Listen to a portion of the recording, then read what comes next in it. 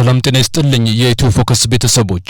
ኢትዮጵያ በሰሜኑ የሀገሪቱ ክፍል የነበረውን ደም አፋሳሽ ጦርነት በሰላም ስምምነት ለመቋጨት ጥረት በጀመረችበት በዚህ ወቅት አሁን ደግሞ ዳግም የጦርነት ደመና በትግራይ ክልል ላይ ያንዣበበ ስለመሆኑ መረጃዎች እየወጡ ነው። ክልሉን ዳግም ወደ ግጭት ሊከቱ የሚችሉ ማሳያዎቹ ምንድናቸው? በሰላም ስምምነት ላይ የተደቀኑት አዳዲስ ስጋቶችስ? ዛሬ በኢትዮ ፎከስ በዝርዝር እንመለከታቸዋለን። እስከ ፕሮግራሙ ፍጻሜ ድረስ አብራችሁን ቆዩ። ትግራይን ዳግም ወደ ጦርነት የማስገባት ሁኔታ እየታየ ነው። ህወሓት ተለክቶ የተሰራው ለትጥቅ ትግልና ለጦርነት ብቻ ነው፣ ከዚህ ሁኔታ ውጭ መኖር አይችልም ያሉት ሰሞኑን በትግራይ ክልል ያለውን ውጥረት አስመልክቶ የዝግጅት ክፍላችን ያነጋገራቸው ለደህንነታቸው ሲባል ስማቸው እንዲገለጽ ያልፈለጉ የትግራይ ተወላጅ ህወሓት ጦርነት በሌለበት ሁኔታ ውስጥ በሰላም ለመቆየት ይቸገራል ብለዋል። ሰሞኑን ጦርነት ሊቀሰቅሱ የሚችሉ ጥረቶችን ሁሉ እያደረገ ነው ያሉት አስተያየት ሰጫችን ድርጅቱ እንደ ፖለቲካ ፓርቲ ህጋዊ ሰውነቱን ያጣ ቢሆንም ህግ የማይፈቅድለትን ትላልቅ አገራዊ አጀንዳዎችን እያነሳ ለግጭት መቀስቀሻነት እየተጠቀሙባቸው እንደሚገኝ አመልክተዋል። ከህጋዊ የፖለቲካ ፓርቲነት የተሰረዘ አካል እንደ ህጋዊ ድርጅት ሆኖ ግዛት ለማስመለስ ስለተፈናቃዮች ሁኔታና አስተዳደራዊ ጉዳዮችን አንስቶ ተፈጻሚ ያደርጋለው የማለት ስልጣን ሊኖረው እንደማይችል ገልጸዋል። በፕሪቶሪያ ስምምነት መሰረት ትጥቁን ሊፈታና ለፌዴራል መንግስት ሊያስረክብ ይገባ የነበረውን ታጣቂ ኃይሉን በወልቃይትና በተለያዩ አካባቢዎች ድንገተኛ ጥቃት እንዲፈጽም እያሰማራው ይገኛል። የህወሓት ኃይሎች የሚፈጽሙትን ጥቃት ለመመከት የኢትዮጵያ መከላከያ ሰራዊት በህወሓት ሰራዊት ላይ እርምጃ መውሰዱ ታውቋል። ይህንን ሁኔታ ተከትሎ የተባበሩት መንግስታት ድርጅት ትላንት መግለጫ አውጥቷል። የተባበሩት መንግስታት የሰብአዊ መብቶች ከፍተኛ ኮሚሽነር ቮልከር ቱርክ በትግራይ ክልል ያለውን የጸጥታና የሰብአዊ መብቶች ሁኔታ አሳሳቢ ሲሉ ገልጸውታል። ሁሉም ወገኖች ውጥረቱን ለማርገብ አስቸኳይ እርምጃዎችን እንዲወስዱም ጥሪ አቅርበዋል። ኮሚሽነሩ በትላንትናው ዕለት ባወጡት መግለጫ በኢትዮጵያ መከላከያ ሰራዊትና በትግራይ የጸጥታ ኃይሎች መካከል ሰሞኑን የተቀሰቀሰው ግጭት በሰሜን ኢትዮጵያ ያለውን ቀድሞውንም ደካማ የሆነውን ሰብአዊና የሰብአዊ መብቶች ቀውስ ይበልጥ ባብሰው እንደሚችል አስጠንቅቀዋል። ሁኔታው ይበልጥ ተባብሶ በክልሉ ያለውንና ቀድሞውንም አሳሳቢ የሆነውን የሰብአዊ መብቶችና ሰብአዊ ሁኔታ ይበልጥ ያባብሰዋል የሚል ስጋት አለን ብለዋል ኮሚሽነሩ። በድጋሚ ወደ ግጭት ከመግባት ይልቅ በፖለቲካ ውይይትና በመተማመን ውጥረቱን ለመቀነስ የዓለም አቀፍ ማህበረሰብ ድጋፍ የታከለበት በሁሉም ወገኖች በኩል የተቀናጀና ቀጣይነት ያለው ጥረት እንደሚያስፈልግ አሳስበዋል። እንደ የተባበሩት መንግስታት የሰብአዊ መብቶች ቢሮ መረጃ ከሆነ ጥር 18 ቀን በሰሜን ምዕራብ ትግራይ በተለይም በአማራ ክልል ድንበር አቅራቢያ በሚገኙ ጠለምትና ላዕላይ ጠለምት አካባቢዎች ግጭቶች ተባብሰው ነበር። የትግራይ ኃይሎች በኋላም ከጠለምት አካባቢ መውጣታቸው ታውቋል። በውጊያው ወቅት ድሮኖች፣ መድፎችና ሌሎች ከባድ መሳሪያዎች ጥቅም ላይ መዋላቸውን ሪፖርቶች ያመለክታሉ።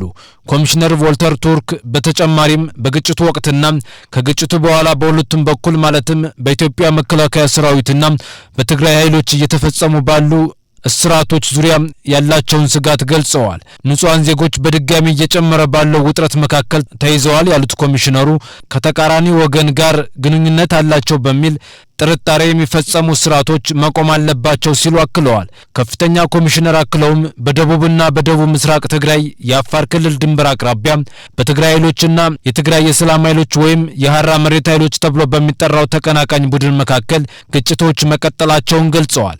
ከ2013 እስከ 2015 ዓ.ም በትግራይ በተካሄደው ጦርነት ከ1 ሚሊዮን በላይ ሰዎች አሁንም ድረስ ተፈናቅለው ይገኛሉ። የግጭት ለብዙዎች ሞትና ከ2 ሚሊዮን በላይ ለሆኑ ሰዎች መፈናቀል ምክንያት ሆኗል። ምንም እንኳን ትክክለኛው የሟቾች ቁጥር አሁንም አከራካሪ ቢሆንም ኮሚሽነሩ በሁሉም ወገኖች ተፈጽመዋል የተባሉ የሰብአዊ መብት ጥሰቶች በአፋጣኝና በገለልተኛ አካል እንዲመረመሩ ጥሪ አቅርበዋል።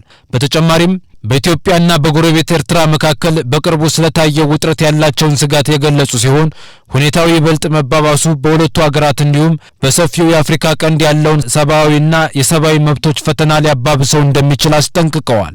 ህጋዊ የፖለቲካ ፓርቲነቱ በህግ የተሰረዘው ህወሓትን በበኩሉ የሰሞኑን ግጭትና የፖለቲካ ውጥረት አስመልክቶ መግለጫ አውጥቷል። ህወሓት የፌዴራል መንግስት የፕሪቶሪያ ስምምነቱን የሚጥሱ ወታደራዊ እንቅስቃሴዎችን እየወሰደ ነው ሲል ትላንት ባወጣው መግለጫ አስታውቋል። ድርጅቱ አሁንም አለመግባባቶችን በውይይትና በሰላማዊ የፖለቲካ መንገድ ለመፍታት ቁርጠኛ እርግጠኛ ነኝ ብለዋል። ህወሓት በመግለጫው የፌዴራል ኃይሎች በቅርብ ቀናት ውስጥ በወታደራዊ ክፍሎችና በሰላማዊ ሰዎች ላይ ተኩስ ከፍተዋል ሲል ወንጅሏል። ይህ ድርጊትም ትግራይን ወደ አዲስ ግጭት ለመግፋት የሚደረግ ሙከራ አካል ነው ሲል ገልጾታል። በተጨማሪም የፌዴራል ባለስልጣናት በትግራይ ህገ መንግስታዊ ይዞታ ውስጥ 40 በመቶ የሚሆነውን ግዛት አሁንም እንደተቆጣጠሩ መሆናቸውን የገለጸ ሲሆን በርካታ ቁጥር ያላቸው ተፈናቃዮችም በአስቸጋሪ ሰብአዊ ሁኔታ ውስጥ በካምፖች እንደሚገኙ ተገልጿል። ህወሓት የስምምነቱን ሁኔታና ሂደት የሚገመግም በአፍሪካ ህብረት የሚመራ የባለሙያዎች ቡድን እንዲቋቋምና የፕሪቶሪያው ስምምነት ሙሉ በሙሉ እንዲተገበር በተደጋጋሚ ጥሪ ማቅረቡን ገልጿል። ይሁን እንጂ ለነዚህ ጥያቄዎች የተሰጠው ምላሽ አነስተኛ መሆኑን አክሏል።